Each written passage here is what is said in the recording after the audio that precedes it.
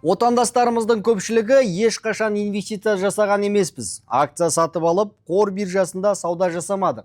Инвестициялық портфель қалыптастырған жоқпыз деп ойлайды. Ал бұл түбегейлі қате пікір. Егер сіздің бірыңғай жинақтаушы зейнетақы қорында зейнетақы жинақтарыңыз болса, онда қаражатыңыз инвестицияланып жатыр. Ал инвестиция кіріс әкеледі. Ол сіздің зейнетақы шотыңызға есептеліп, болашақтағы зейнетақы жинақтарыңызды арттырады. Бірақ бұл қаражатты қайда инвестициялау туралы шешімді кім қабылдайды? Көпшілік бірыңғай жинақтаушы зейнетақы қоры деп жауап береді. Бірақ бұл да дұрыс емес. Бірыңғай жинақтаушы зейнетақы қоры салымшылардан зейнетақы жинақтарының, оның ішінде инвестициялық кірісінің есебін жүргізеді және сенімгерлік басқарушылардың инвестициялық қызметі туралы ақпарат береді. Ал зейнетақы активтерін инвестициялауды Қазақстан Республикасының ұлттық банкі жүзеге асырады. Бірақ 2021 жылдан бастап салымшыларға таңдау мүмкіндігі берілгенін білесіз бе? Енді зейнетақы жинақтарының бір бөлігін инвестициялық портфельді басқарушыға ИПБ сенімгерлік басқаруға беруге болады. Жекеменшік басқарушы компаниялар не ұсынады?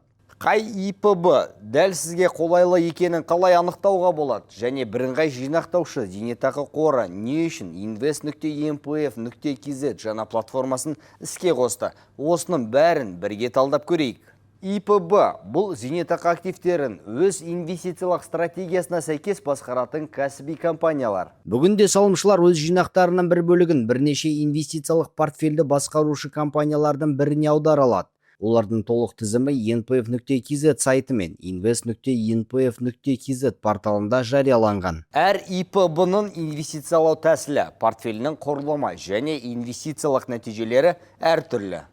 Ал бірнеше нұсқа болса, оларды қалай салыстыруға болады? Оны салыстыруды оңайлату үшін бірыңғай жинақтаушы зейнетақы қоры invest.npf.kz платформасын іске қосты. Бұл платформада ұлттық банк пен ИПБ-лардың зейнетақы активтерін басқаруы туралы барлық негізгі ақпарат бір жерге жинақталған.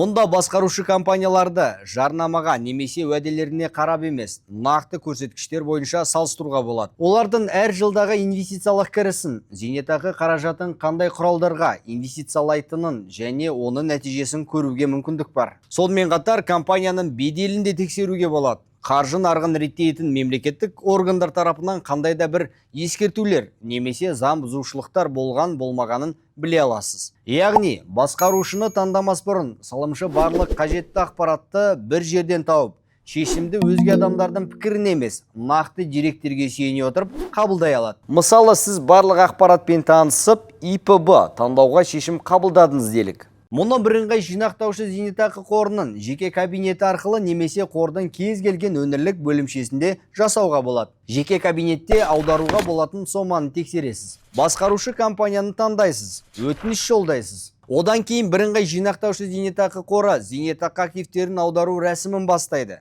Әдетте бұл 30 күнге дейін созылады. Жеткіліктілік шегі қажет пе? Жоқ.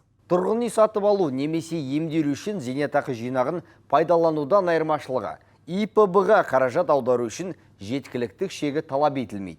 Ақшаны жоғалтып алу мүмкін бе? Жоқ. Кез келген инвестиция сияқты зейнетақы активтері кейбір кезеңдерде оң немесе теріс инвестициялық нәтиже көрсету мүмкін. Сондықтан инвестицияның тиімділігі қысқа мерзіммен емес, ұзақ уақыт аралығында бағаланады. ИПБ қызметін қаржы нарығын реттеуші орган қадағалайды.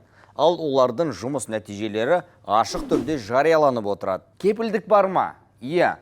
Әрбір ИПБ тәуекел деңгейімен күтілетін табыстылығына қарай өз инвестициялық стратегиясын қалыптастырады. Олар салымшының зейнетке шығуына дейінгі мерзімді және тәуекел деңгейін ескере отырып, инвестициялық портфель жасайды. ИПБ қызметінің нәтижесі арнайы композиттік индекстермен салыстырылады. Бұл индекстерге MSCI, Bloomberg және Қазақстан қор биржасының индекстері кіреді. Егер ИПБ-ның инвестициялық табыстылығы белгіленген ең төменгі деңгейден төмен болса, айырмашылықты компания өз қаражаты есебінен өтейді. Неліктен адамдар жинақтарын ИПБ-ға аударады? Жауап қарапайым, таңдау мүмкіндігі үшін. Ұлттық банк зейнетақы активтерін барынша консервативті стратегия бойынша басқарады. Оның негізгі мақсаты жинақтарды сақтау және ұзақ мерзімді көбейту. Ал ИПБ әртүрлі инвестициялық стратегияларды ұсынады. Сондықтан кейбір салымшылар өздеріне қолайлы басқарушыны және инвестициялық тәсілді өздері таңдағанды жөн көреді. Сонымен қатар, ИПБ-лардың пайда болуы басқарушы компаниялар арасында бәсекелестік қалыптастырады.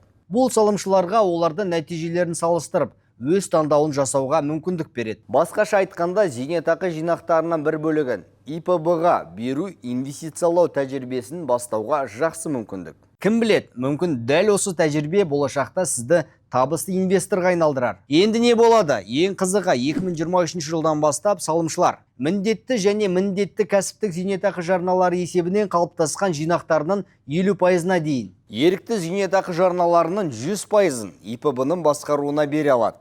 Ал жақын уақытта бұл мүмкіндік одан әрі кеңейеді. Заңнамаға енгізілген өзгерістерге сәйкес енді инвестициялық портфельді басқарушыларға міндетті және міндетті кәсіптік зейнетақы жинақтарының 100%-на дейін беруге болады. Сонымен қатар, қазір жинақтарды бірнеше ИПБ арасында бөлуге мүмкіндік болса, алдағы уақытта басқарушы компаниялар тәуекел деңгейі мен күтілетін табыстылығы әртүрлі бірнеше инвестициялық портфель ұсынылады.